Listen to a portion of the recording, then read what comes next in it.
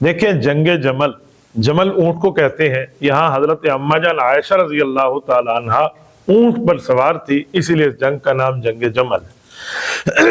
یہ جو جنگ ہے اگر ہم ڈیپلی نظر سے، گہرائی نظر سے دیکھیں تو یہ جنگ نہیں ہے، نام جنگ جمل ہے کیا؟ پس منظر، تہ منظر اس کا کیا ہے، یہ میں آپ کی خدمت میں رکھتا ہوں۔ امیر المؤمنین خلیفۃ المسلمین حضرت عثمان رضی اللہ تعالیٰ عنہ جب مظلوم طور پہ شہید ہوئے ہیں اور مدینہ طیبہ میں شہید ہوئے ہیں تو اس وقت 17 مسلمان مدینہ میں تھے۔ آپ کے ذہن میں سوال آئے گا باقی کہاں تھے؟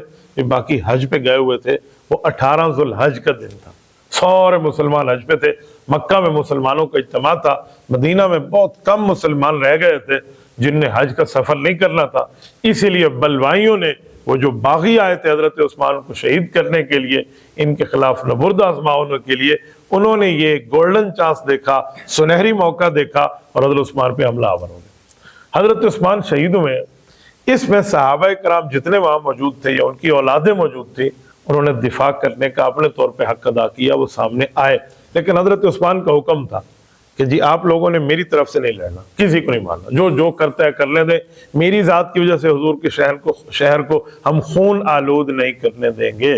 حضرت عثمان نے شہادت قبول کر لی، لیکن اپنی وجہ سے وہاں لڑائی نہیں کروائی۔ فرماتے تھے مجھے حضور پاک نے وعدہ کرایا تھا اور میں اس وعدے کا پابند ہوں۔